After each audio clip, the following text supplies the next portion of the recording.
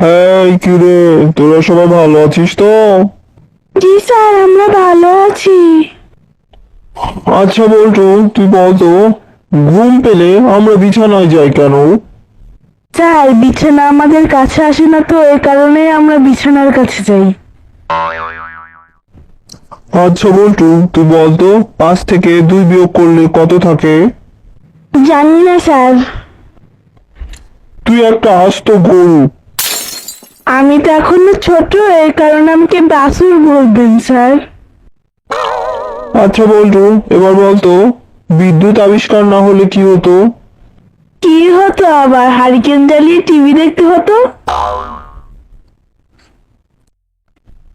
বল্টু, একটা মশা আর একটা হাতির তুলনা করতো। স্যার, একটা মশা হাতির গায়ে বসতে পারে, কিন্তু একটা হাতি মশার গায়ে বসতে পারে না। আচ্ছা এবার বলতো, মরুভূমিতে বাস করে এরকম একটি প্রাণীর নাম বল। স্যার, এটা তো খুবই সহজ, এটা তো হবে উট। আচ্ছা, আর একটা প্রাণীর নাম বল। স্যার, আরেকটা উট। স্যার, আপনি কি মুরগি? কি সব আলতু ফালতু কথা বলছিস? আমি মুরগি হবো কেন? তাহলে প্রতিদিন আমার খাতায় আন্ডা দেন কেন? হ্যাঁ?